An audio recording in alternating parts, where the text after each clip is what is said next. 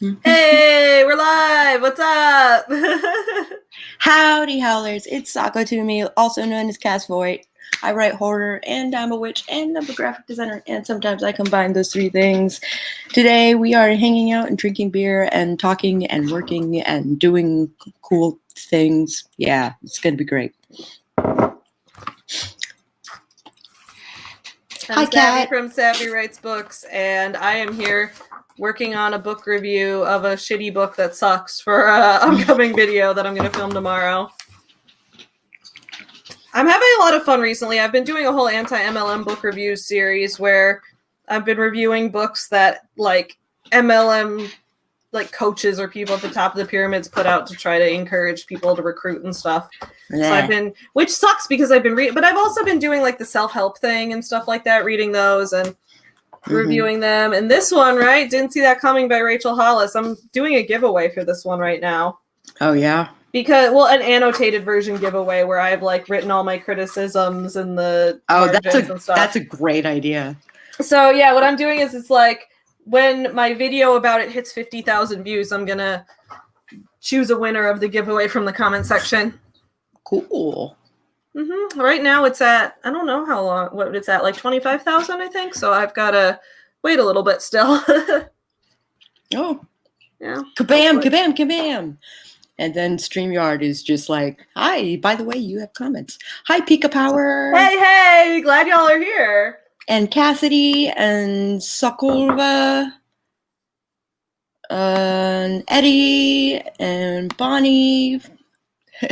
I'm doing nothing, so I guess that's something. Hey, it counts. It counts. Don't spit out the beer. I won't. I have more control over my spitting mechanism than that. Cassidy says, I need it. I just want it for the last chapter you just talked about. Ha ha ha ha ha ha ha ha ha ha. Oh, do you mean the one that I talked about where it was like Rachel was being like, don't join MLMs, don't be dumb. Like that one when she made like millions of dollars speaking at their conventions. Like, yeah. Okay. Say whatever's profitable in the moment, I guess.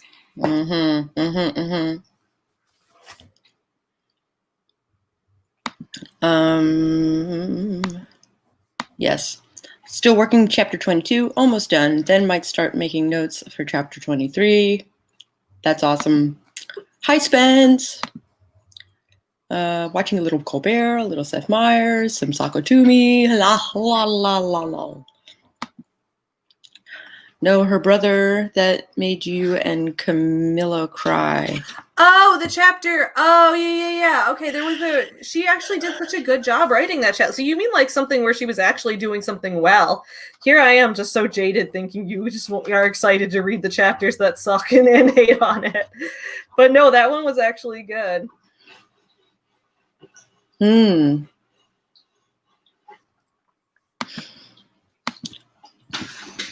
Oh, normally on these streams, I do tarot readings. But when you read my tarot cards, it's all like, Savvy, your life is going to suck. Well, I have virtual cards now, which will maybe not do that.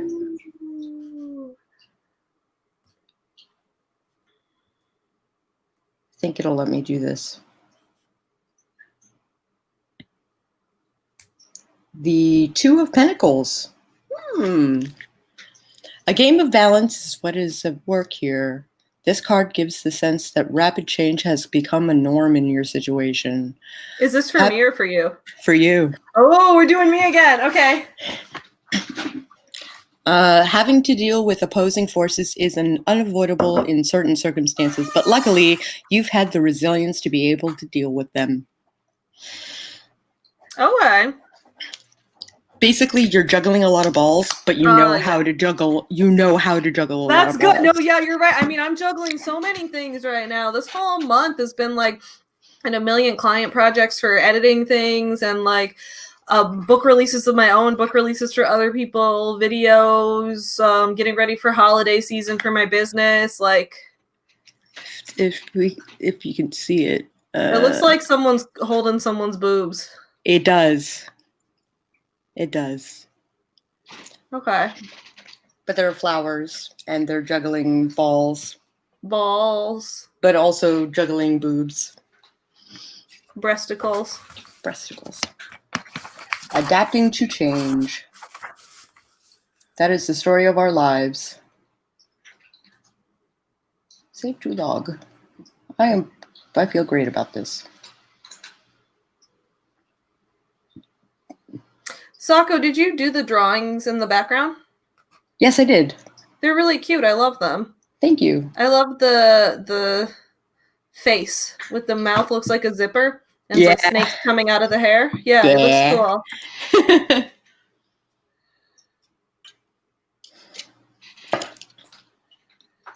Yeah, that was super fun. I like that a lot of us on AuthorTube are also visual artists as well. Mm-hmm. I think that's really cool.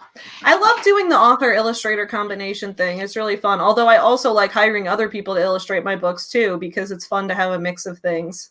Mm-hmm. So, yeah, it's pretty cool.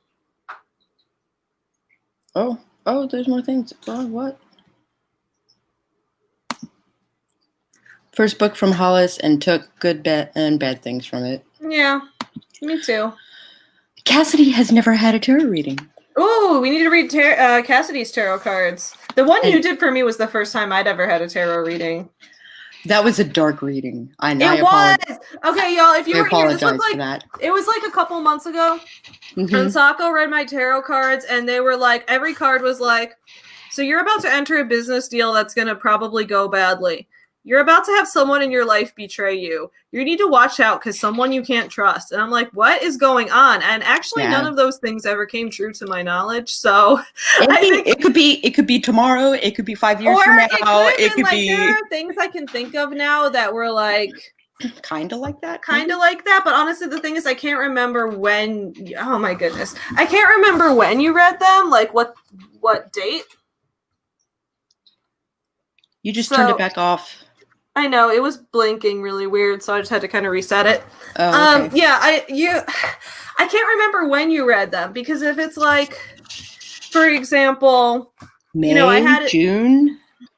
Okay, I had a deal with because then the business deal thing could have been, depending on, I can't remember if this happened before you read them or after. I had a new printer I was working with for the Forever Home Friends books to get them in bulk. And because of the pandemic, like all my festivals and stuff got canceled. So I didn't, like, the bulk printing was an expense I couldn't afford at that point. Plus I was having issues with getting the colors to show up right on that printer's software. And so eventually we just severed the deal and got most of my deposit back, excluding the work that they'd already done. That could have been in it, because that was a pretty big. I even wrote about that in #SavvyBusinessOwner about how I wrote about it in the like loans and venture capital chapter. How I was trying to get a loan because I was considering. When I was going to get a business loan, I considered getting a credit card instead because I was more likely to be approved for a credit card than a loan. And the credit card, I was like, okay, if I spend $5,000 getting 4,000 books printed in bulk and shipped to me from China, like I can probably make that up pretty quickly because I have all these big festivals planned. I've got BookCon, I've got all these Chicago festivals, I've got everything. And then the pandemic hit, and I'm grateful I didn't take out that credit card because now that I didn't have those events, like I probably wouldn't have been able to pay it all back before the 24% interest kicked in.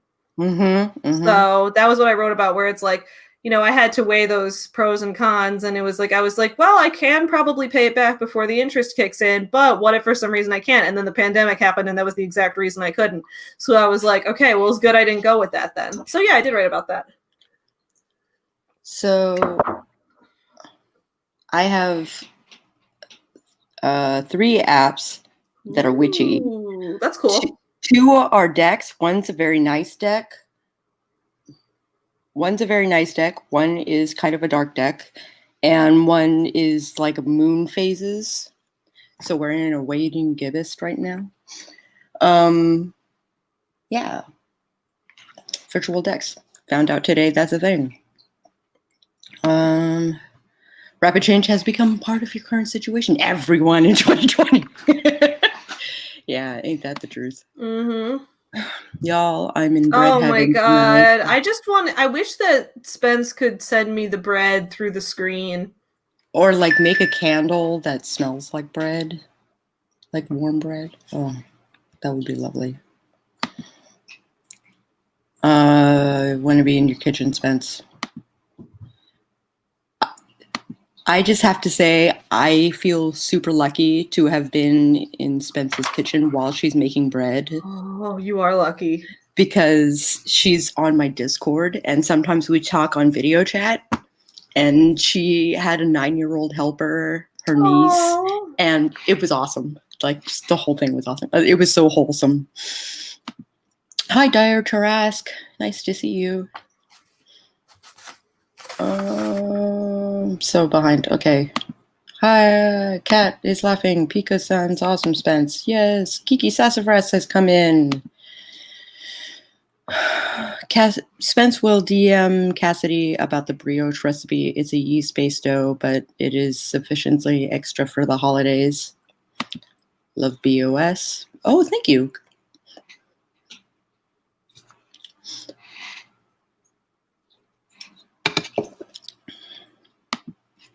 Yas. Turtle Roars is here. Yay! I love how everyone just came right from the last stream. That was really fun. I love Thanks it. to everyone for being on my sleepover stream, too. I had a really good time, and I got so much writing done. Kat says that they're not an illustrator, and they can't draw that well, but that's okay because that you don't have to be able to do everything ever. Like, I can't sing. That's just a random thing. But it's like, growing up, all my friends were like musical theater kids, and so I always felt like the lame one because I was the one who I couldn't sing. I could play saxophone, but I couldn't sing. Like I just can't control my voice well enough to hit certain notes. I just can't do it. So it was like, I always felt bad because I would still like join choir to be with my friends.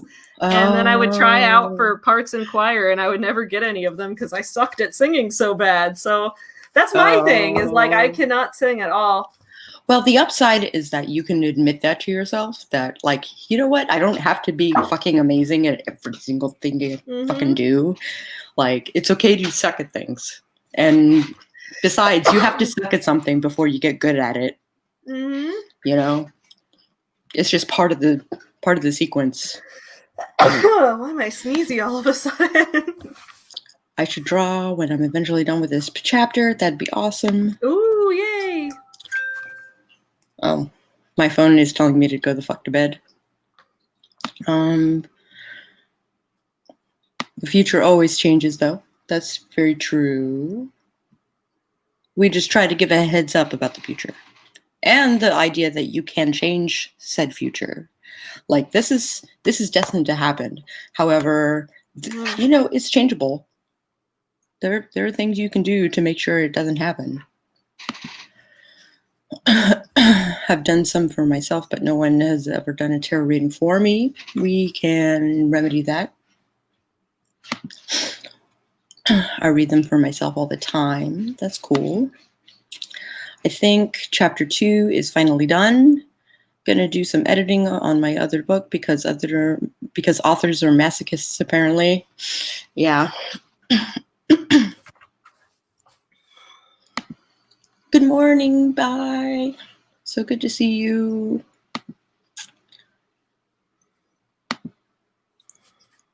I got a reading near midnight on Samhain that sent me on an emotional spiral. This week has been a ride. Oh, I'm so sorry to hear that. And Spence says that they could probably mail you the bread. Wait, for real? Are you serious? Spence, you've already mailed me so many things. Like, Spence is literally the nicest person on the internet. Like, actually the best person. Missed the sleepover because was asleep. No problem. No, that's good. Sleeping is important. I understand this is still very early in the morning for you. This is destined to happen, and apparently also destined for you to find out it is, and you can act on it now. Yep. Also, fortune ball. Yes, fortune ball. I'm gonna draw another card from the other deck. No thanks. It is the waning gibbous. I am prolific reading.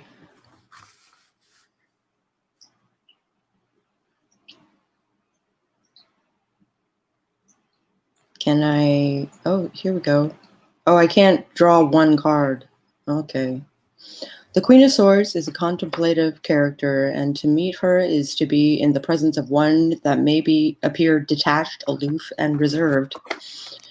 There is an air of mystery about her. Much is hidden underneath her cool, meticulously made exterior. We may think there is a bit of sadness to her, though we only see it dart back and forth under the surface. She never seems to be vulnerable. Her mind is clear, able to penetrate to the truth without any confusion. Her pride rests in her freedom of thought. Her mind is bound to no one other than her own internal compass. A bit introverted, she may not seem interested in the connecting very often, but her heart is still warm and she will be happy to meet you whenever you cross paths. To see her means to borrow her energy, be perceptive, and weigh both sides. Cool. Apparently this is, what are the qualities of the best self that you can be? What is your highest potential? Apparently my highest potential is the Queen of Swords. Regarding, which basically means I cut through the bullshit. That's cool. Oh, Cassidy was asking how to become friends with me. Oh, I mean, you can just friend request me on Facebook or like DM me on Instagram or whatever. Like, no, it's pretty open book. I'm down to be friends with whoever. Though I don't have I do have my own Discord, but it's a Patreon Discord, so that's the only thing I have. Though I used to have a drunk text Discord, but I got rid of it because I just lost control of my life. I might make another one at some point, but other than that, I don't just have like a regular Discord. But yeah, you can just friend request me on Facebook. I'll say yes, or you can join my Lady Business Owners Facebook group, or we won't DM be doing. me. I'm just we won't be doing sprints per se. We just kind of work while we're talking for the after party. It's a chill time. It's a chill time. I'm personally right now reading through and annotating this book as we're talking. No rush or anything. Just wondering, I should be around. Should be sure to be around by. We're just working while we're talking. It's all good. This book sucks so much. Never. Just kidding. Air equals, communication makes sense with the writing. Also intellect. Air and intellect are totally a thing. Okay, gotcha. All right, cool. I hate when I have to basically mark and annotate every single page of a book. Like, it's annoying because it's going to take me forever to get through this short ass book, but like I want to have a lot to talk about. But then every point in this is like so wrong that I'm gonna, like when I did my review of Eric Worre's book, GoPro, I had like 2 hours of footage I had to cut down because I was barely getting through like the first 2 chapters. There was just so much wrong to talk about in detail. And then I found the publishing company that publishes this book publishes like pretty much exclusively network marketing related books. And their publication model, like their income model for it is really weird.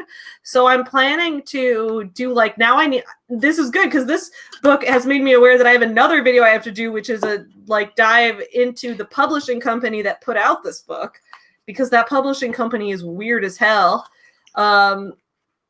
Interestingly enough, the company itself is not an MLM because some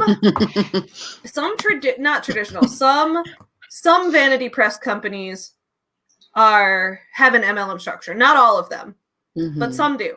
Some have a structure where it's like, as the author, you're going to pay us to get the inventory of your book copies at printing cost, but also we are going to take a royalty from each sale you make also. So it's like like when people talk about vanity presses, I don't inherently have a problem with them because there are some companies that are just like a one-stop shop for self-publishing and then you keep all the rights or whatever, and I'm cool with that. Like, do your thing.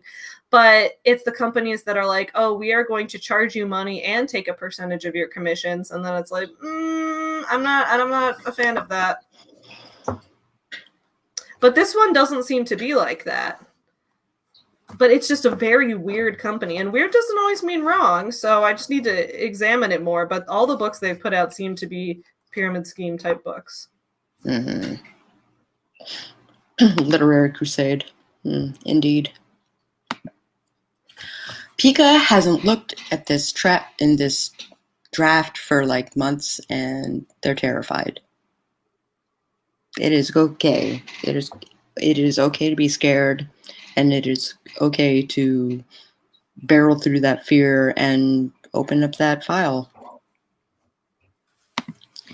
You can do it. It's like an old friend that's waiting for you. Indeed. Also, that I'm serious. That avatar is super cute. I love it. Oh, my first book ever was published by a company that made me pay thousands, and it took 92% of the royalties and made me pay to attend the events, and they were where they sold. Oh man, they took 92% of the royalties and made you pay. That's terrible. That is not right. If they're going to take that much of the royalty, at the very least, you should have paid nothing. At the very least. At the very least. I noped out of there as soon as I realized they were working me into debt. Yeah. Oh my God. I hate that. I hate that there are predators in this because, like, I don't have a problem with companies that pay you, like, because I've worked in the past with, like, oh, you know, here's a company that we are a publisher, and if you pay us a flat fee of, I don't know, a couple $100, we will register your ISBN and help you with and do the formatting of the book and do the cover design. Oh. And then you have all the rights and you whatever, like stuff like that. Like, I'm cool with that. So I don't think paying to publish is inherently bad. I don't normally do that because I run Forever Home Friends, so I just do everything myself because it's my own company. Right. But in the past, I've done things like that, like for novels and such. And like, I don't think that's bad. And now I'm working like for 90s Kids, I'm publishing with a small press. And for that small press, I don't get an advance. I mean, obviously, since it's a small press, though, I don't pay anything. You know, they're doing all the services for me, the cover and the formatting and everything. And then they're paying me a royalty. And that's cool. But it's when a company tries to take both of those things.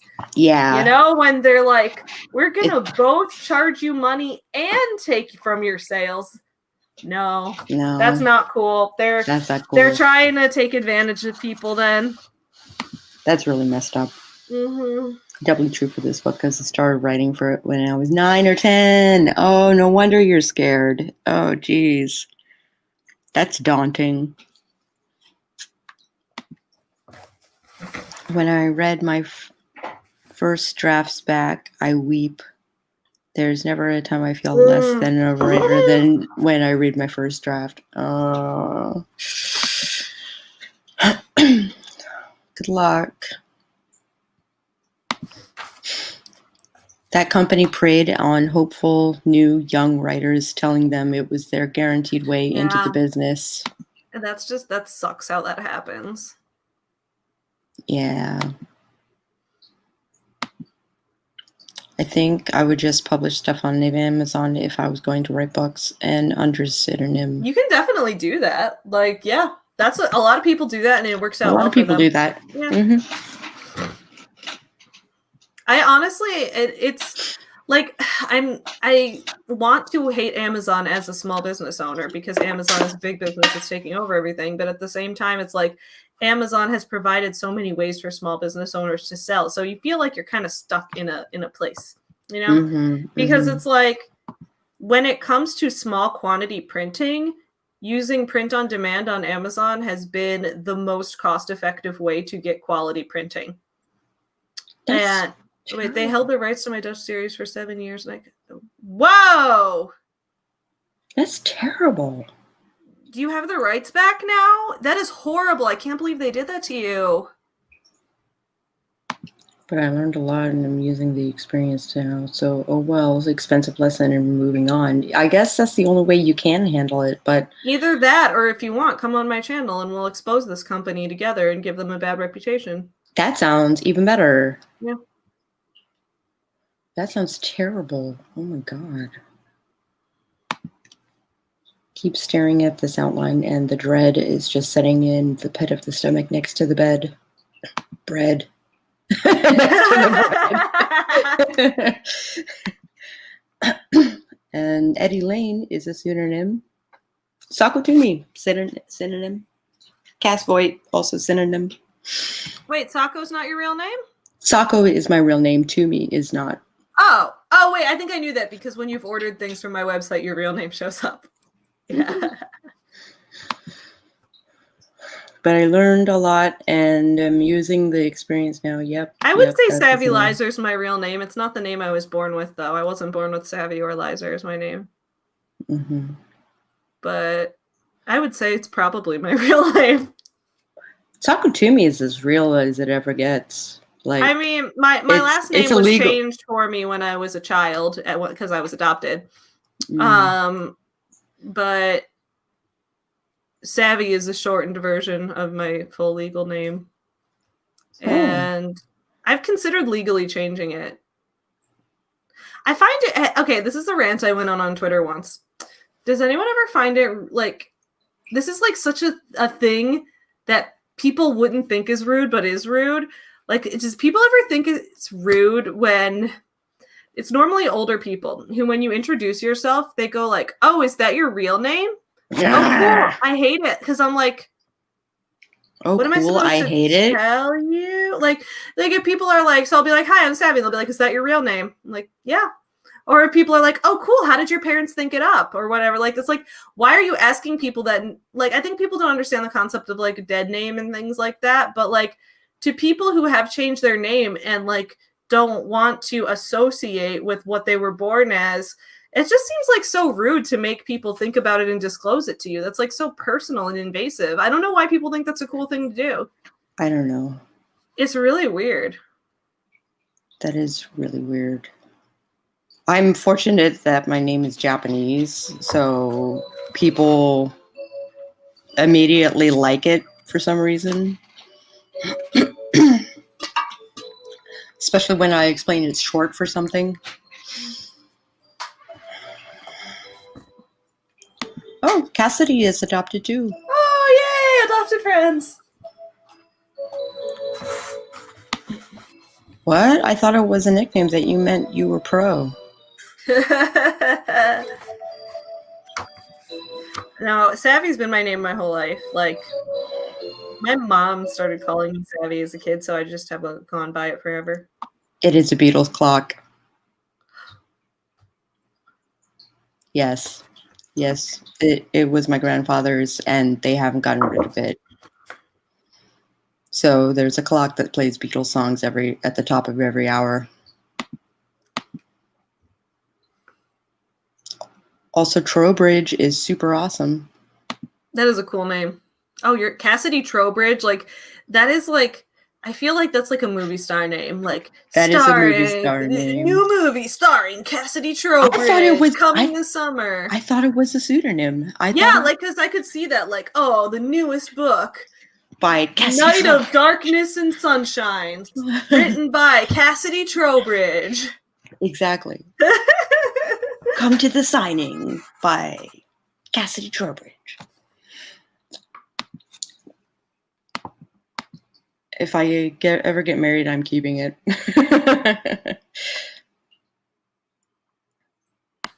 Kat dislikes it too. I don't understand why I call myself Kat. They go, "Your name is Kat, but you like dogs?" That's really dumb. I'm so sorry people do that to you. That's really dumb. Minnie Spence has been obsessed with his name recently. Why does my name mean? What's the meaning of my name? And I just keep telling him, it's up to you to define it, dude. It's cute. That's cute. The worst is when his grandparents call the what? Oh no. Call them? I don't know. That seems like half a thing. It's 1 o'clock and Strawberry Fields forever. Yeah. Posture checks. Oh. Oh, Cassidy. You are friend here. I once had my whole 12th grade class yell over me because I told the teacher to call me one thing, and they were all telling him, no, she goes by this nickname. Oh, that's terrible. That, when grandparents call dad name after you tell someone your chosen name and people are like, Connor, Yeah, isn't it's it your real exactly name? like that. Yeah, I hate that kind of thing. And I just hate it My especially because I hate when people just in everyday conversation try to force you to talk about your dead name. And it's like that's not right. mother refuses to call me by Sako. Isn't Sako your name though? Yes. Like she named you that. Yes. Then why doesn't she want to call you what she named you? Because Fusako is my middle name. Oh. So she wants to call you Fusako? No, she wants to call me by my first name. Oh, it's like it's your middle name. You go by your middle name, but she Yeah. wants to call you your first name. That's weird. Which nobody is allowed to call me by my first name. I don't even know what it is. Exactly. And I hope it stays that way. People suck. Yes, I agree.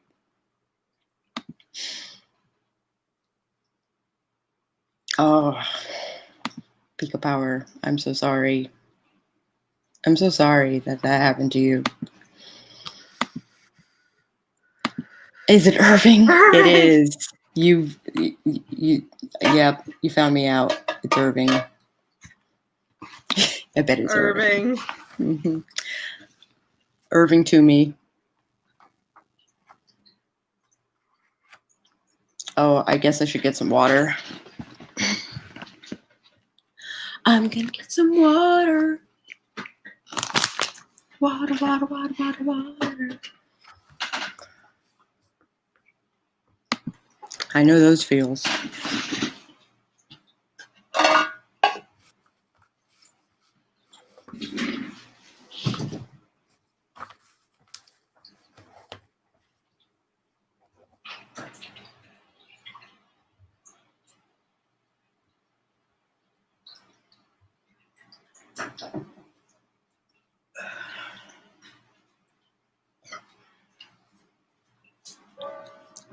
I wish I had more beer, but I don't have more beer. I thought your bot was calling me out. maybe my bot is calling you out. It's mostly there to call me out, but if it calls out other people, so be it.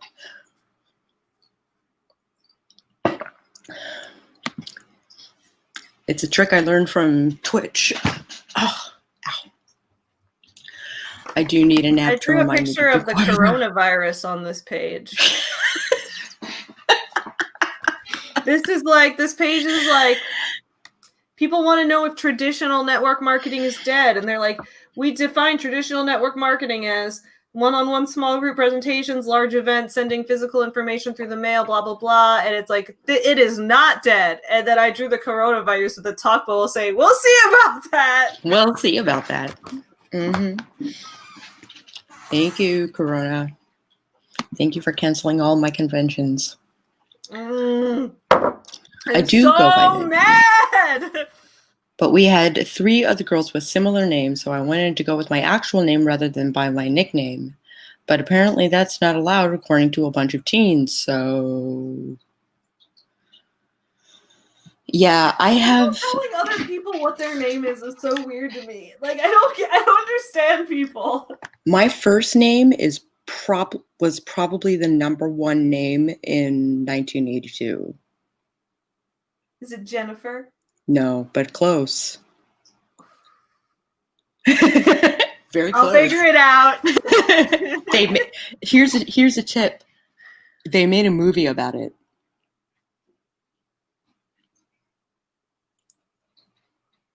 Either way, I'm gonna go get more rum. I'll be back. Do it.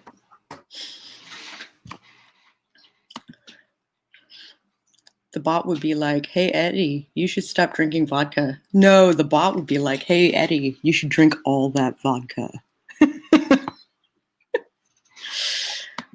Nightbot is not, Nightbot is an enabler, is what a Nightbot is.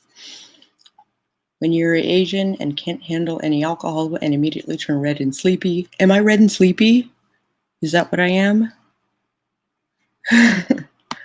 Oh, Sako, you said you have a Japanese name. I forgot to say that I'm trying to teach myself Japanese. Oh, before I went on medical leave, I never had enough time to practice.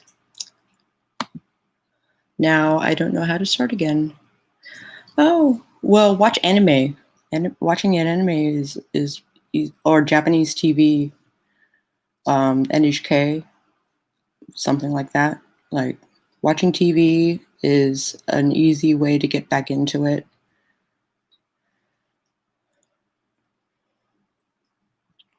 Henrietta, close.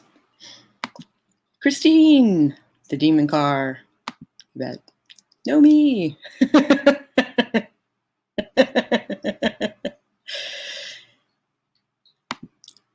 I had a girl in my Girl Scout troop that tried to correct how I say my own last name. That's really dumb. I had people try to tell me that my legal last name was mispronounced because in the 90s there were a lot of, so my last name is technically Davis, and there was this thing in the late 90s where a lot of stars were coming around with the surname Davies. And so people were starting to call me Davies. And I'm not Davies, I'm Davis. There's... Oh,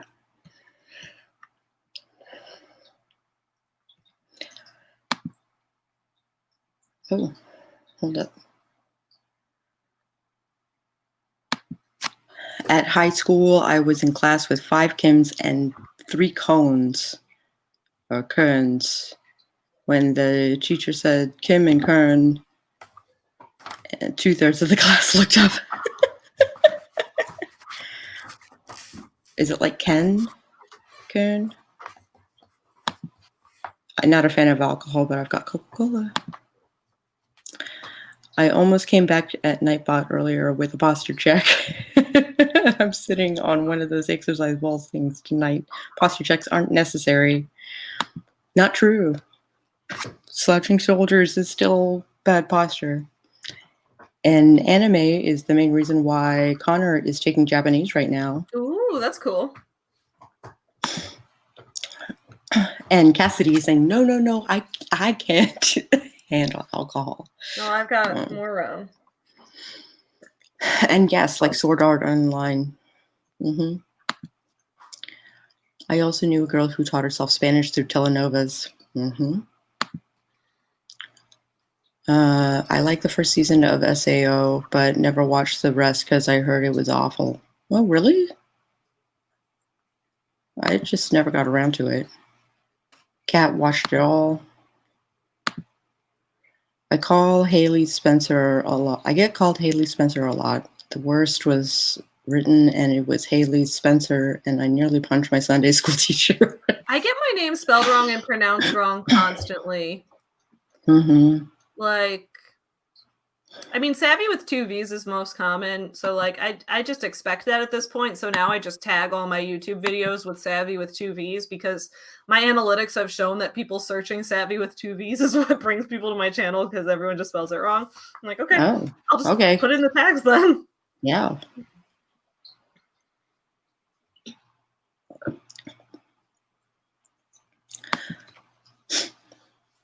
Another hint to my first name is that there's no short version of it.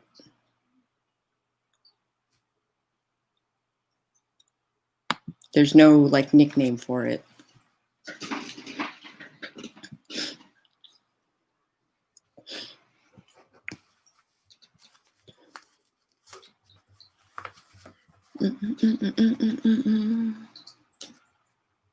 Mark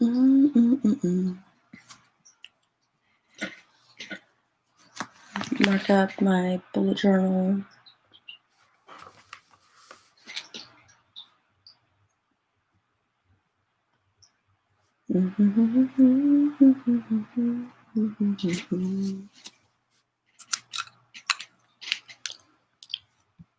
I'm bad at consistently watching series, anime, or otherwise. I have so many things my friends recommended to me, but I have yet to watch them. Because your first name is already short? No. It is 7 letters. I really want to watch Sailor Moon Crystal, actually. I'll watch a bunch of original, but I never finished it.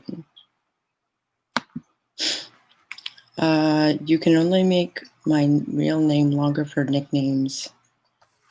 3 letters is not much to work when shortening. Yeah. Is it Bai? Is your name Bai? Okay, sorry. Me too. No one knows how to say my name. I get called Catherine, Christina, Kathy, Katrina, Katerina. Weird. 7 letters, more clues. Yes, indeed. I'm getting Hulu back soon, and I'm most excited to rewatch Ranma 1/2 from the start again. That's a golden era of anime right there. My name is Kim. The sneaky K in my pen name. You look more like a bi. At least to me.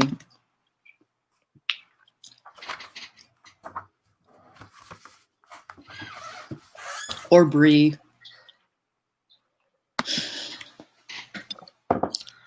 And Kat's name is Katrina, which seems straightforward to me. My modeling name is Deirdre, and people misspell it and mispronounce it constantly. Deirdre. It's not hard. Deirdre. Yay, B.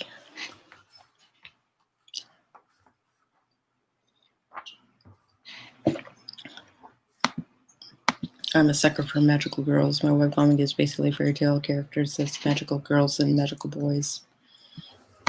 How many names do you have? A lot. I have a music name. I have a couple of music names, in fact. I've got a modeling name, Sakotumi, my birth name, my modeling name, my SCA name, my dance name. Damn, you have a lot of names. The only alternate names I have are names of like fictional characters on my channel, like Ivy. I've got Ivy the Boss Babe. I've got Classically Savvy, your straight aunt from the 50s. Yes, you do. I need to do another Classically Abby video at some point.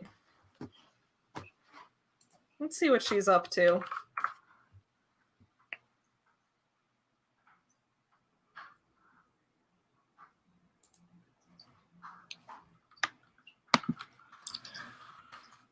I struggled with the name Siobhan for the longest time. I was talking to this girl in an online name that took me to hear it being pronounced in a TV show to finally get it. Is it Siobhan?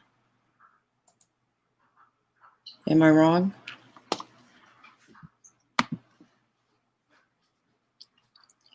I'm supposed to be at editing, but the chat's distracting me. Yeah, that's my excuse, and I'm sticking to it.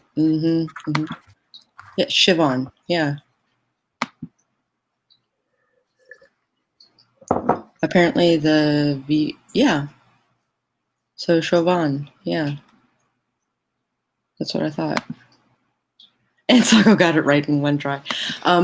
So I was born into the SCA, which is Society of Creative Anachronism. So like Welsh names and Welsh pronunciation is like something that's kind of,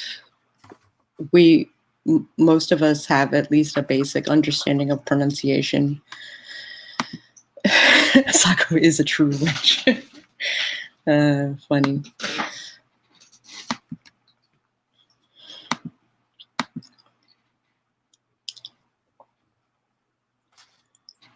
I've gotten to the point where I don't even correct people who call me Seiko. OSCA. The Society of Creative Anachronism. It is basically medieval reenactment. But it is more of a lifestyle and less of a hobby. That's how you pronounce Siobhan. Thank you, chat, for teaching me that. It makes no sense in Dutch, let me tell you. And with Dutch, I just assume everything is pronounced like you were German. Like, I just treat it like German.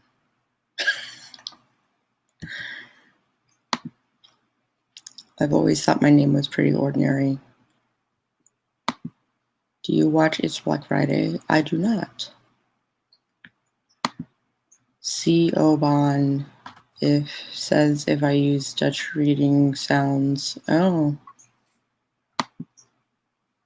Siobhan. Oh, I see. I've always thought my name was pretty ordinary. Really? Hi, Stephanie Whitson. Nice to see you.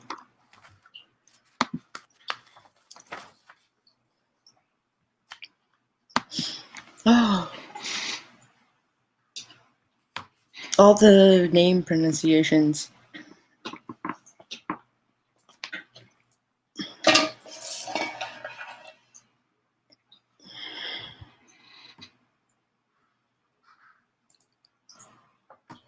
Oh. All right, Cassidy is heading out. Thanks for hosting this, Sako and Savvy. I'm off to watch new Blair White Delangelo video. Oh, that video is super good. It's like an hour long though, but it's really good. It's really in depth. Hope you enjoy it.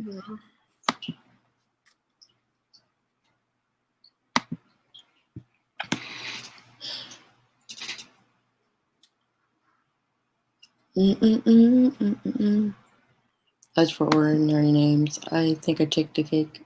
Pika? It's Pika Power Kirby's name. Pika. I'll just call you Pika.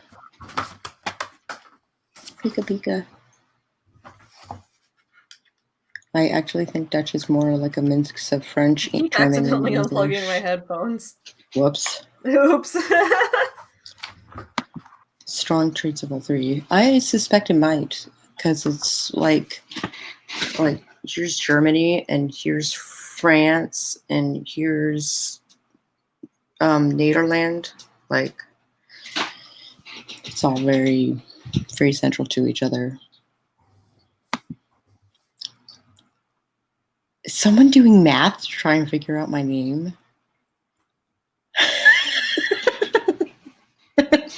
Doing math problems to figure out my name. I should go to bed because I have a long day tomorrow, but I haven't reached my lead words for today yet. Probably some old Nordic thrown in there too. My name is not Sabrina. I kind of wish it was, though.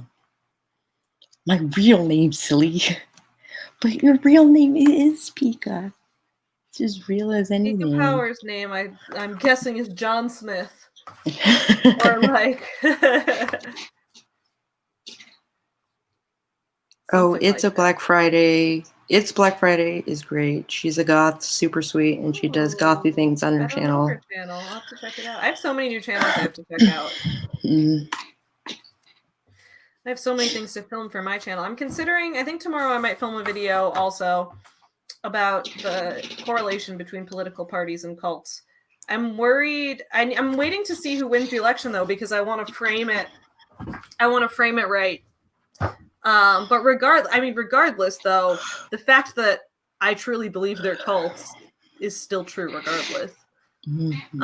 But there's a lot of implications from this that I can draw, but a lot of them I think are very like, I'm trying to figure out how to phrase them because I don't want people to take them the wrong way or think that I'm like going too easy on somebody or something like that. But The truth is, I genuinely think they're cults. And I think that there's a lot of emotional and information control, especially that happens. I would call that person Jenny. That would make a nickname. Nice to meet you, Rachel. You can make a nickname of that. Rachel is a good name. Yeah. No?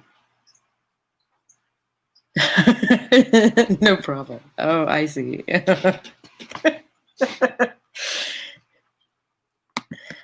Oh, that's funny.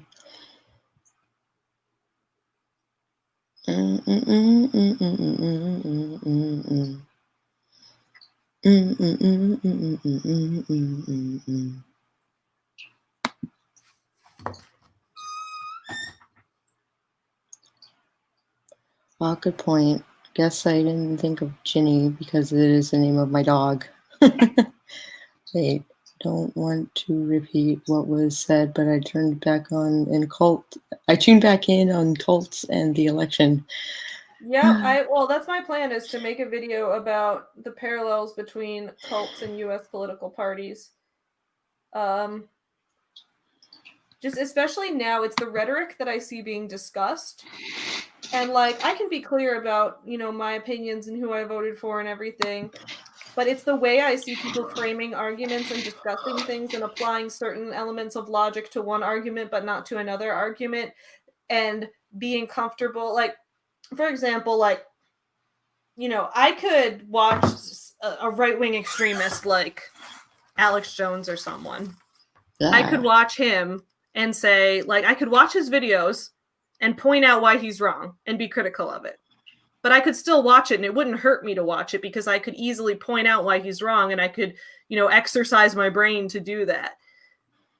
The problem is when people are told that by watching him in the first place, they're not allowed to watch him at all. Like, it's if you feel guilty about watching someone who is wrong, that's when you're in a cult. I think that's what I'm trying to say. Like, you should be able to seek out information that you disagree with. And I think it's important to listen to people who you disagree with, because otherwise you can never argue against them without creating a straw man. Like, you can never argue against someone unless you've actually listened to their specific thoughts and what they say. Absolutely. But you need to have sound mind in order to tell the difference between right and wrong. Sure, but also right and wrong, like, philosophically, are relative concepts. What's right and wrong to different people at a different time depends on all sorts of sets of circumstances. Sure, there are lots of people in America that still think Japanese internment was right. Yeah, and they would be wrong. They would be absolutely wrong, yeah. And I feel like that's objectively wrong. That's objectively wrong, I would agree, yeah. Yeah, if people, that's the thing, it's like, I can point to viewpoints and think they're objectively wrong. Like, for example, if someone, like, hates, some kind of, one of the identities that I have, if someone is like, people who are anti-abortion or people who are against LGBT rights and things like that, I will still intentionally seek out and listen to people with those beliefs because I want to know why they think that. Because if I don't know why they think that, I can never, like, there's no hope of ever changing their mind if you don't know why they thought it in the first place. Because I'm just a naive idealist, but I genuinely believe that most people come at the world from a place of just wanting what's best for them and their families and not intentionally wanting to hurt other people. That's not everybody. There are people out there that do want to exploit and hurt other people. I roast them on my channel all the time. They exist. Yeah. But I don't think that's true for the majority of average people. I think the majority of average people are just trying to live their lives. So it's important to know why people think a certain thing. I would agree to that if I hadn't been stormed upon throughout my childhood for not being Christian. Yeah, and I'm sorry you had to go through that. That's not good at all. Yeah. When I was that old, I was almost dragged into the front yard of someone's house and set on fire because they thought I was a witch. That is horrifying. I am so sorry that happened to you. And they were Pentecostal. Yeah, dude, some people have really messed up beliefs, but I think a lot of people who have messed up beliefs aren't even aware. Like, because we talked about earlier how it's incredibly rude and invasive and hurtful to people to ask them what your real name is to their face. But Right. the majority of adults I know think that that's polite conversation. And it's Right. just not even a second thought. And so it's this thing where people think they're doing something right for someone else, but are actively hurting them instead. And Hmm. that's just a place where we need to be like opened up to discussing things with each other. And like it's a thing where it's like, yes, I am going to listen to people who actively want to hurt and oppress me because I need to know why they think that and what is causing them to think that. Because if I don't, I have no hope of changing their mind. I do think most people's minds can be changed, but again, that's because I'm an idealistic optimist who just loves the world and goes through life with blinders on. But Mm. I won't say blinders on. I will say I go through life believing that everybody has the ability to be good. Well, sure. Yeah. I like But no, Sako, I'm so sorry that happened to you. That's horrible. I mean, I still believe that like people are intrinsically good. Like Hmm. that everybody is capable of being the Buddha. Yeah. And Well, because for example, so I tweeted this thing last night that I actually want to discuss in a video about political party. Like I was drunk as shit when I tweeted it, but in reality, I think it's going to be an important talking point for a video about political parties and cults.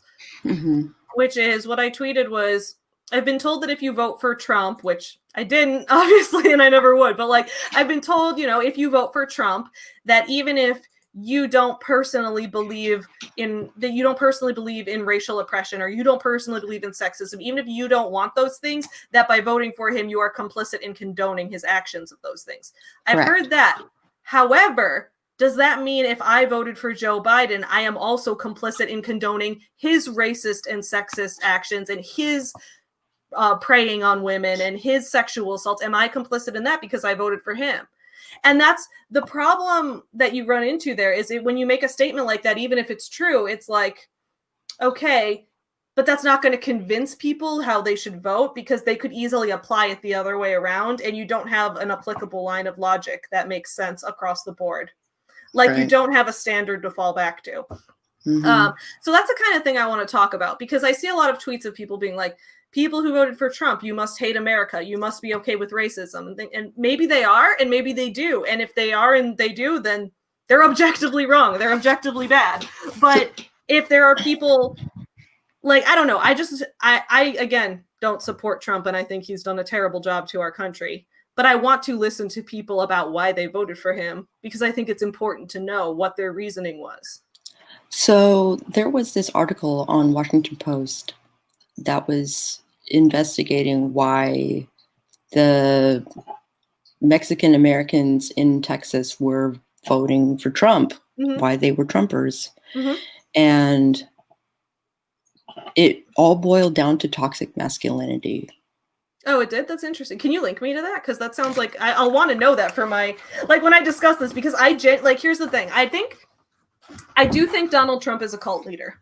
I don't think Joe Biden is a cult leader, but I think Hillary Clinton is a cult leader. And I think many other forces within the DNC are cult leaders.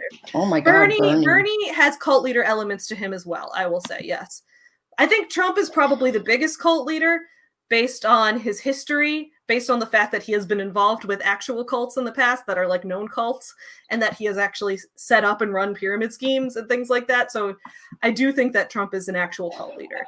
I think that, Bernie and Hillary Clinton and them, they have cult leader elements. And I think the Democratic Party establishment is a cult leader. It's not as one person, but I think that the way it operates and the way it puts emotional and information control upon people is cult leader-ish. But I think Trump does the same thing. So, but my point is that I think that the concept and the structures of U.S. political parties are cults in and of themselves. Oh, it was New York. It wasn't Washington. Oh, New York Times. Okay, I appreciate you sending me this, and I'm going to read this before I film a video because I'm going to include that in my research, and I think that's super important. Thank you. No problem. Oh, I'm sorry, Spence.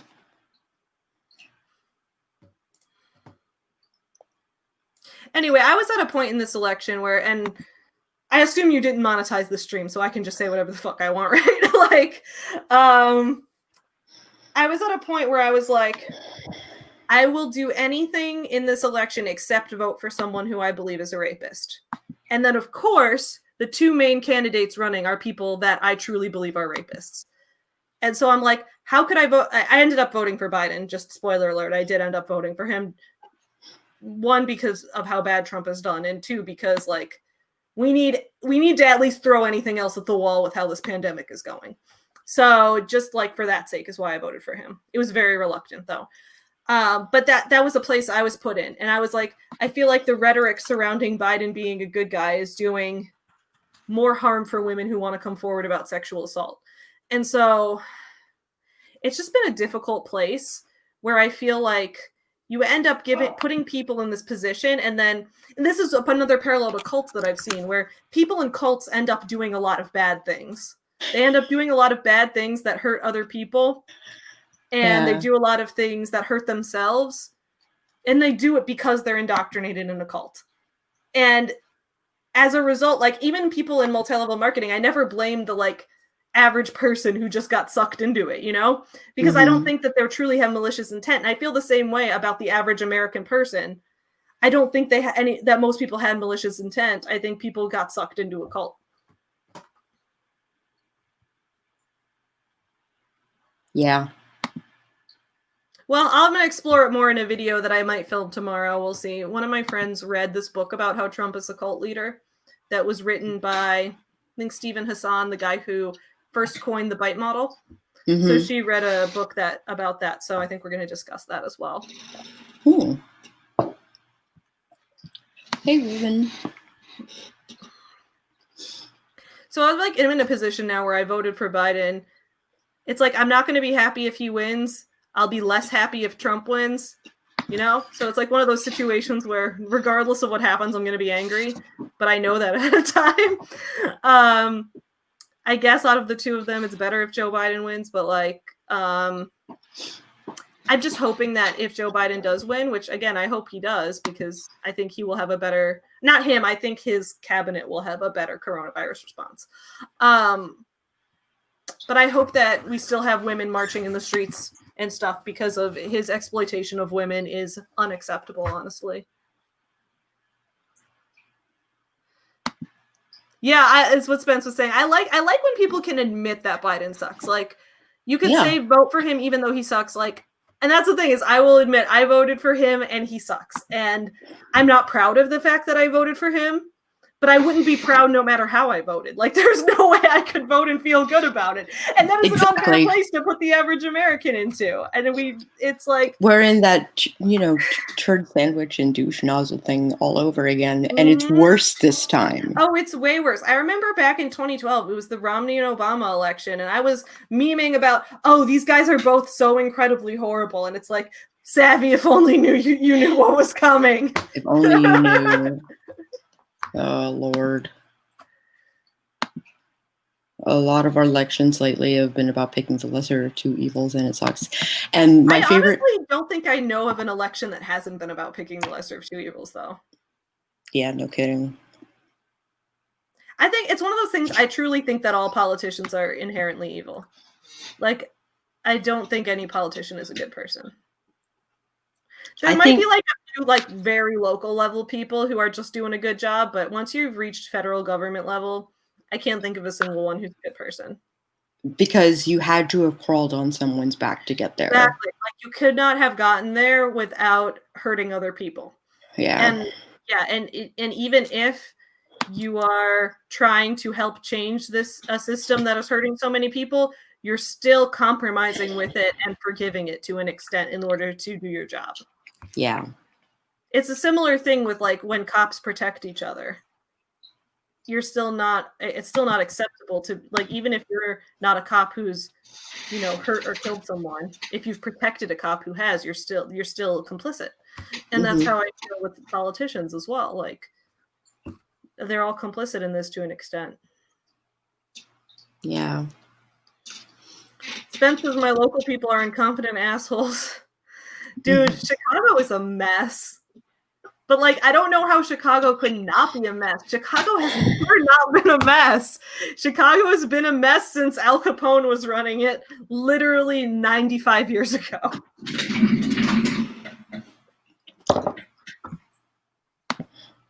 There legit wasn't a single candidate that didn't have something problematic about them. Warren was my preferred candidate, and she fucking gamed the system about being Like, there were a lot indigenous. of good things about Elizabeth Warren. I liked a lot of things about her, but the way that she pretended to be indigenous and that she like co-opted other identities, like I was disgusted by some of the things that she did. I think in the grand scheme of things, there were worse things that she could have done. But that's still pretty bad. It is bad, but at least she's trying to commiserate with them. And I think it's pretty like telling when a politician doing something that awful is like, well, compared to other politicians, like, dude, that's pretty bad. But like the fact that that's not as bad compared to the things all the other ones have done, that should say a lot. Yeah. I will be right back. Okay. I will be right back. So here's my thoughts. I'm just drunk, so I'm ranting about my thoughts on politics. We'll see if I get canceled. In the primary, I voted for Bernie. And I like him overall, but I also think that he's very flawed in the sense that he willingly plays into the system. When it tries to block him out, he eventually gives in every single time and campaigns for a candidate that he thinks is corrupt. Like, he's willing to very clearly compromise his morals at the end of the day. But I don't know a single politician who isn't. But anyway, it's just he's equally flawed. But I did like a lot of his plans overall. I thought he was fine. My actual first choice was Andrew Yang because I think UBI was a great system, and I think it still would be a great system. And honestly, if that had been employed, that would, like, that ended up being super necessary because he was preaching this well before the virus happened. But I also don't think he's a perfect person either, because he spoke at a World Financial Group event. Like, that's like some Grant Cardone level shit, right? Like, he's got a little bit of business guru in him. And like, it sucks that, like, I was planning to vote for him, but he dropped out before the Illinois primary. So I was planning to vote for him, but then he was all like, he dropped out. And then later I found out that he was doing some business guru shit. But at the same time, I do appreciate some of the initiatives that he actually has started to get UBI involved. So again, it's a multifaceted kind of thing. I guess I would say in terms of like, yeah, like Jace is saying UBI would be amazing. I think UBI is necessary. So like, even though like,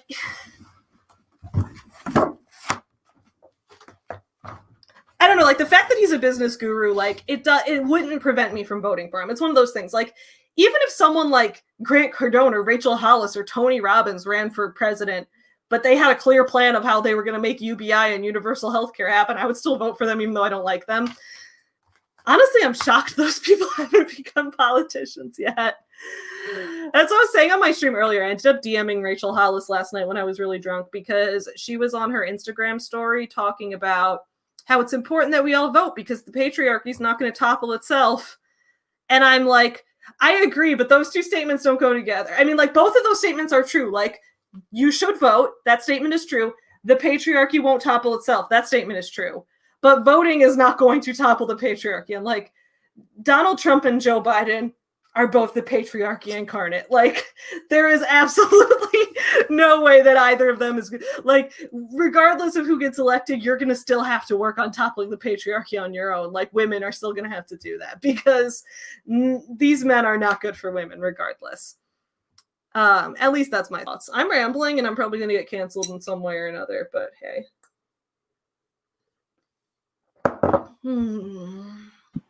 Howdy. Hey, you're back right after I just spewed all my political beliefs for the world here. Cool. Yeah, I kind of caught that you had originally voted for Bernie, and I was like, oh, okay. Well, I was primarily an Andrew Yang supporter. Yeah. And I mean, again, there are things I dislike about him, including the fact that he's is a business guru. Like, he has business guru elements to him, like the people that I roast. Mhm. But he's also used some of that business guru power for good. Like with the nonprofit, he started to help employ UBI in places. Mhm. So I think there's a lot of good to him, but I also like he has been willing to suck DNC cock when it's been necessary. He broke my heart when he said blue no matter who. Yeah, I am like the blue no matter who thing. Like in the like when it came down to the actual like yesterday when it was voting day, I get it then. But you should not be saying that during the primary. To say that during the primary is disgusting, and that just allows the party to manipulate someone gross like Joe Biden into becoming the nominee. Mm-hmm. Yeah. It's like, I don't like people pretending Joe Biden is a good guy. I'm fine if you vote for him. I voted for him.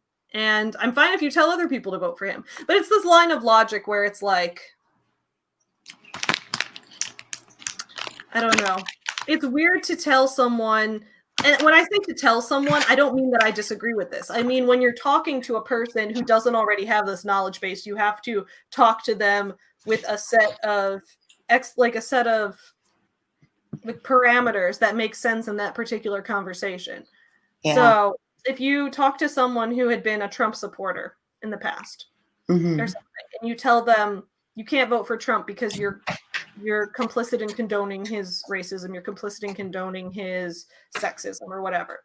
Sure. You tell them that, but then they would feel like by proxy, it's like, okay, if I'm complicit in condoning a politician's racism and sexism by voting for them, that I would also be complicit in condoning that of Joe Biden. So what do I do? And in the end, what happens is people just don't vote because they're like, oh, there's no one good I can vote for. And that's what happens. So And it's like, the whole thing is, discussion around it is a problem. so the thing is that the Electoral College still exists. That's also a problem. There are many problems. That's one of the problems.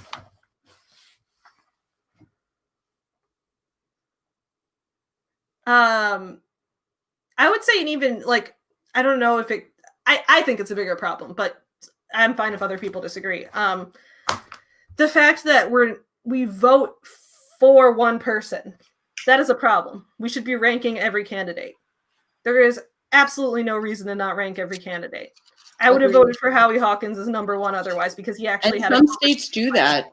Some states have recently started doing it, which is good. I think that needs to be a federal thing. Mm-hmm. I know. I think, does France do that? I think France does that. Probably. I might be wrong about that. If someone's from France, let me know. But no, the ranked choice voting thing, I honestly don't think things are going to get better until we have that. The problem with ranking there is that by that logic, I would still be marked down as supporting Trump. How?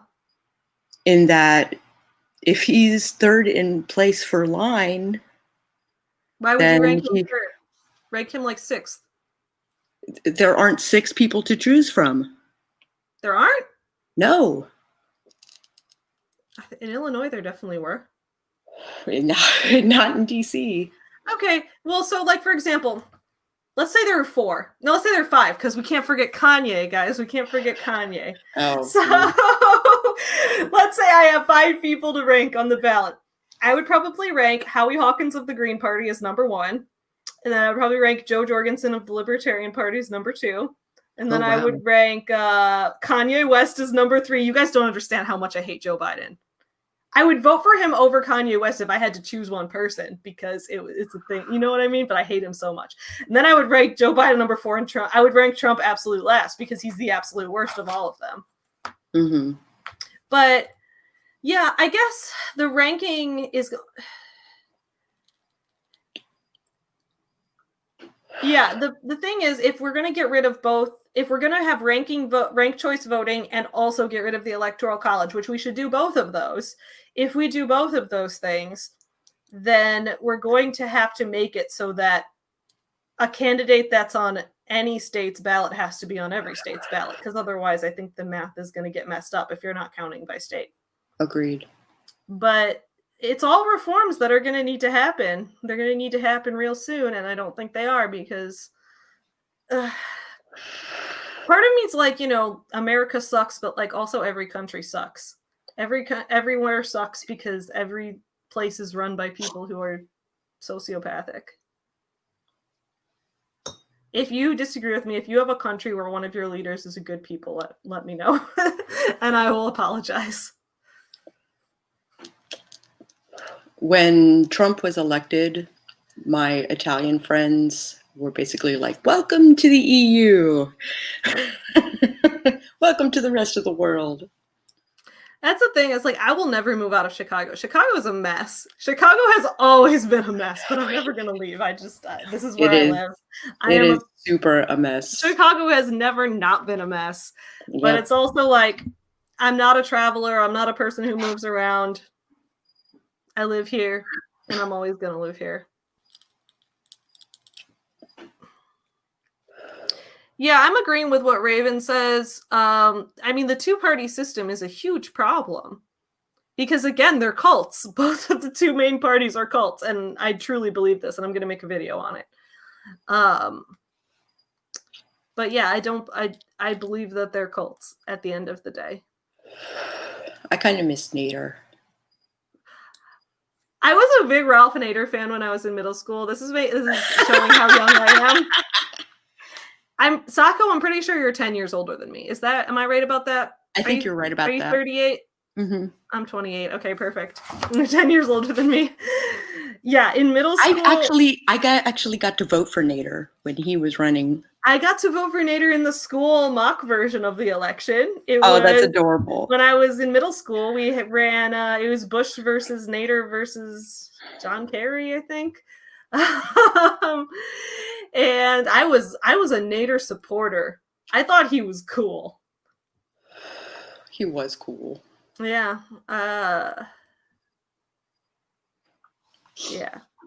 I was a big Nader supporter. So I've been an anti-two-party person basically since childhood. If I could have voted for Ross Perot when I was 4 years old, I would have. Yeah. Everybody was making moving to Canada jokes. Mm-hmm.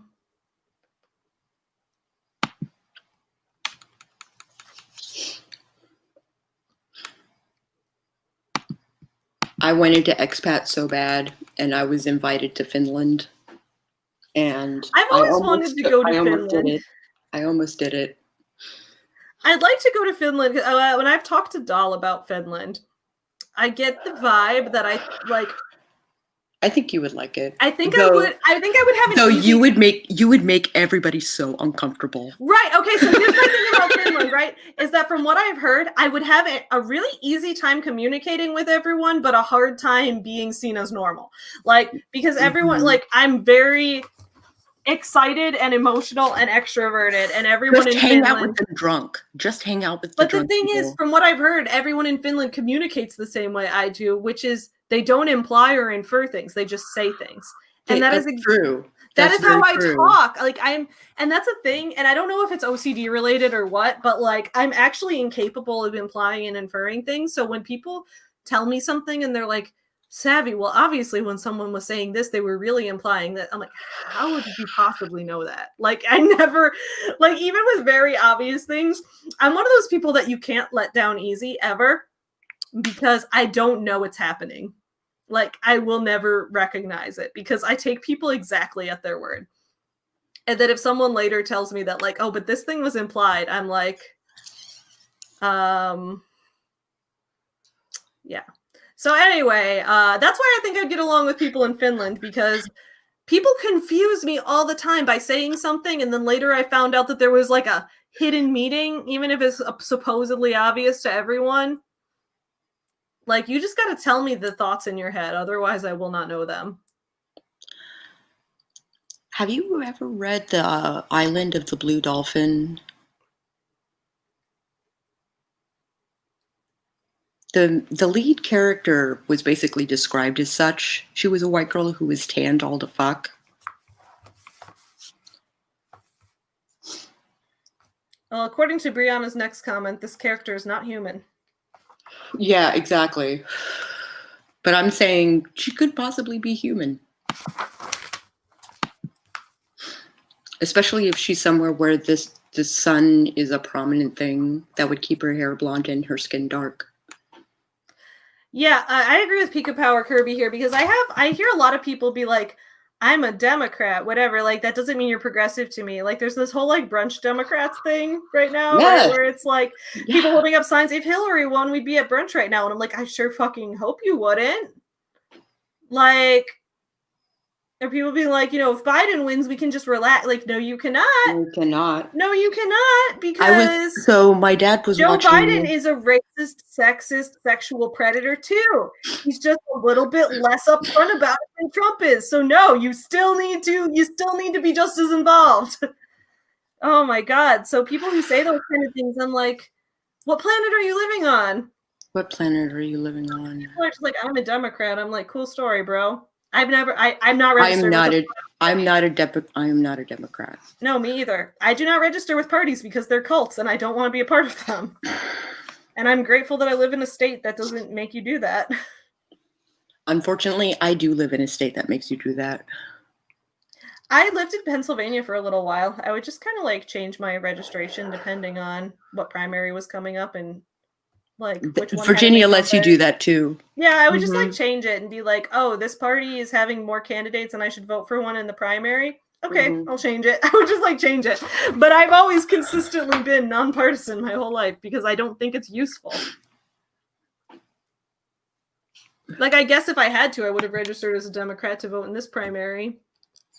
Although, here's the thing, y'all. I wish more Republicans had gone to the primary and voted for Bill Weld.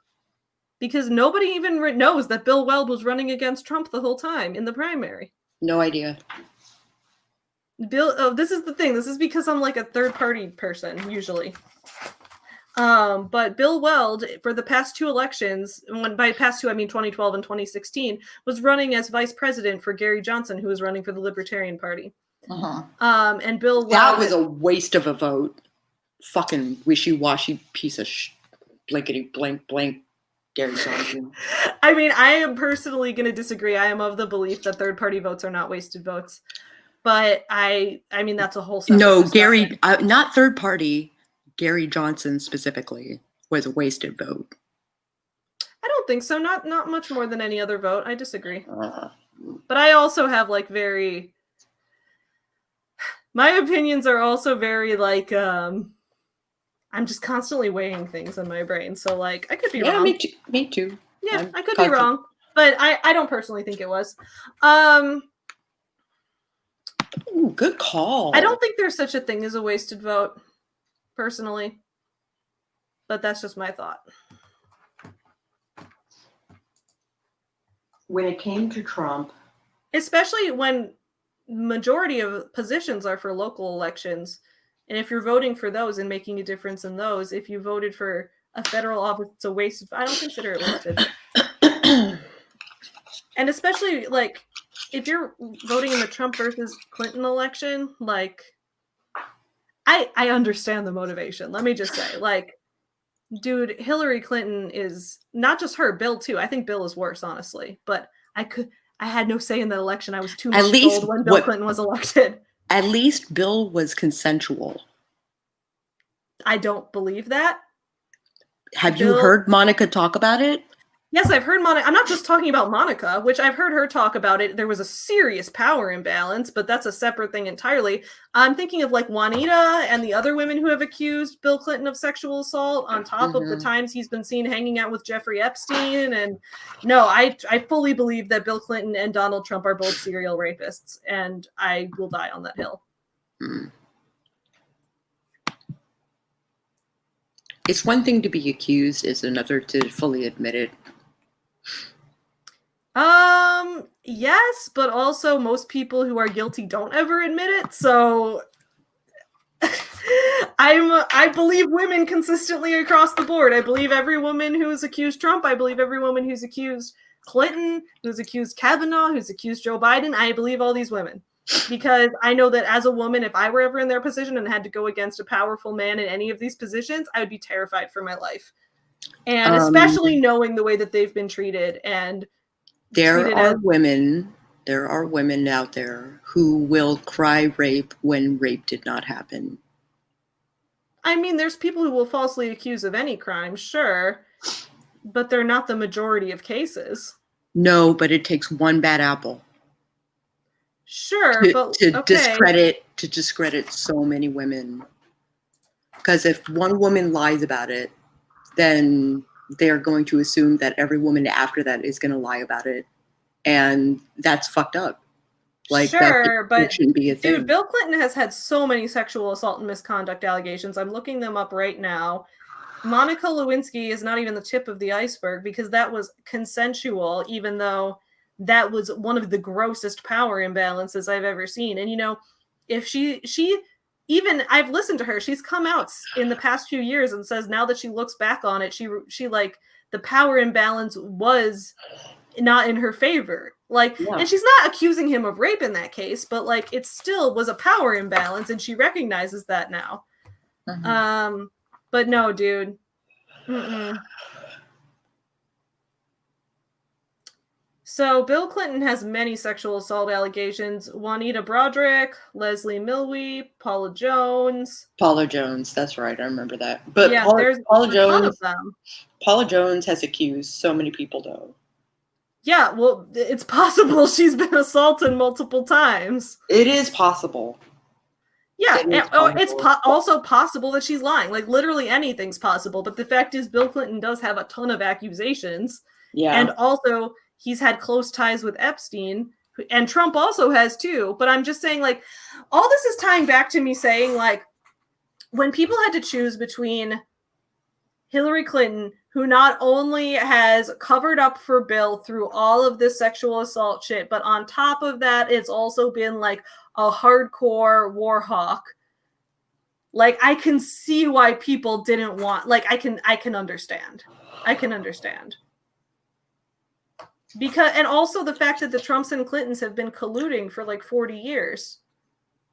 They were never at odds with each other. That was made up for TV.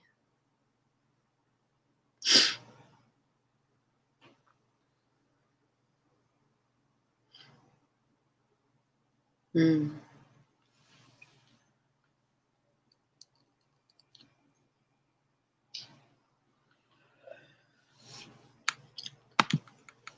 So Raven says, by looking at it this way, you're more likely to get one or two false claims of rape directed at someone who has multiple allegations against them than someone with no established history.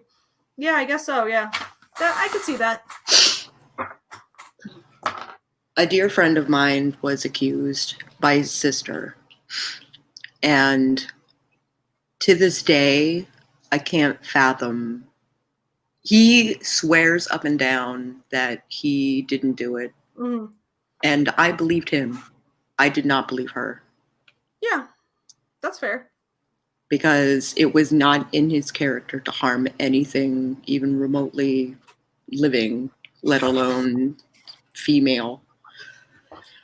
I mean, I've also known people who have been falsely accused, and I've known people who have been truthfully accused and not gotten their justice. And yeah, you know, there's a variety of cases will happen across the board. But yeah, I mean, it's all beside the point. When I say I believe women, that doesn't mean like if I were in a court of law, I would vote on the jury in favor of the woman regardless of circumstance. Like, that's stupid. No, I mean that, like, I take every story I hear seriously and look into it and give them the benefit of the doubt. And in the case of Bill Clinton, I truly believe that, yes, he has sexually assaulted multiple women. I believe that Bill, among other men, have come from an age where that was acceptable behavior. And I mean, I admit fully that before 2012, 2011, whatever, that when Yes, All Women came out, my definition of rape changed. Mm-hmm. Yeah. Right?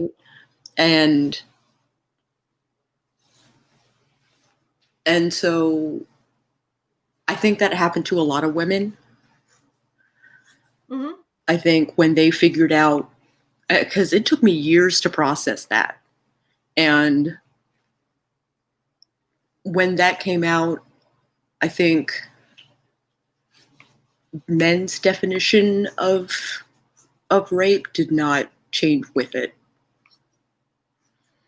Instead, men were like, well, now I can't date women because women will think I will rape them.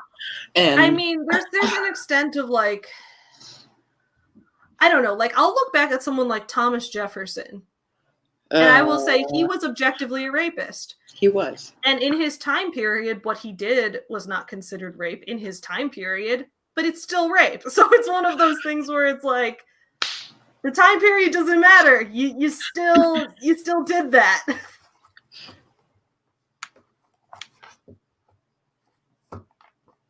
Take it seriously. Grammar. Believe women really means, well, you should take them more seriously. Yeah. I agree. Yeah, I agree. And that's what I've talked about in the past, where it's like, believe women doesn't mean that like no women will ever lie. Obviously not. You need to look at each situation individually. I completely believe that. But you do need to take it seriously and not just brush it off. And that goes for any situation.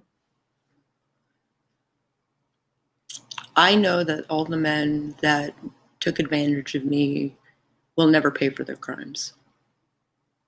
That's terrible. I know that. Yeah. And it bothers the shit out of me. Yeah.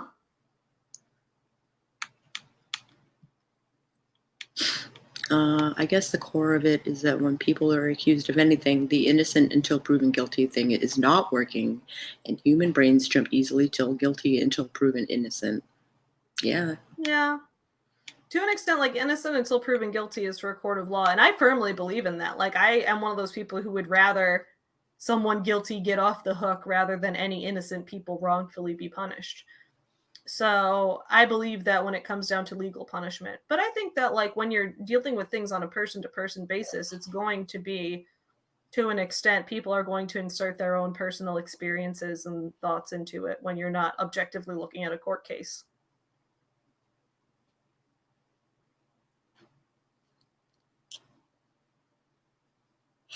I am staring at a palmetto bug, and I don't like it.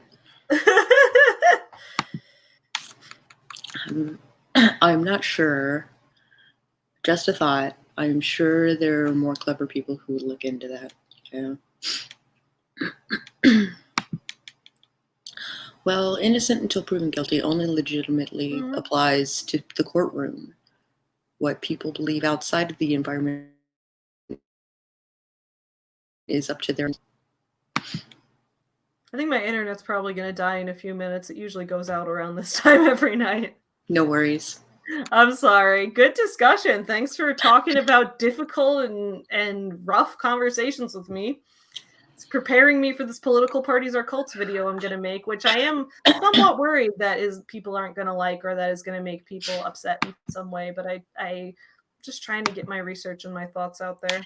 It does not excuse terrible behavior. I absolutely agree. Definitely.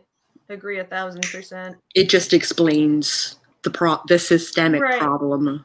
It explains where where it came from, but it doesn't ever make it acceptable. That boys will be boys mentality is, and that was Kavanaugh's problem. Yeah. And not problem. That was his defense, was the boys will be boys defense. Right. And and it's fucked. Yeah. I agree. He got off on it. He's got permanent seat on the fucking Supreme Court. I mean, that's another problem right there. There should be no permanent jobs of anything. That's ridiculous. Supreme Court needs term limits. Congress needs term limits. Everyone needs term limits. You should never be able to hold a power that high for that long. And that is, I agree. That is a huge problem. You should never have a lifetime position. That's ridiculous. I agree. Freedom of thought. I also realize damage will be done to all parties always. But I'm not disapproving or approving or judging or any of that. Just observing. It is very serious business. Unrelated upbeat sidebar. Oh boy. If you guys work in an office a lot of the time, invest in one of those exercise ball chair things. 10 out of 10 recommend. I stretched myself all the way out and it was great. That sounds great. That's awesome. All right, I gotta finish reading this book. Maybe I'll play Animal Crossing. I don't know. I'm gonna head out in a little bit, and then I'll make this really controversial video about political parties being. I think that's wise, and it's 2:00 in the morning. I should get to bed. I think I have a thing in the morning, but I can't remember. Yeah, y'all. Thanks for hanging out at the after party. Wait, chasing epiphanies. Some rules should always exist for us. Yeah.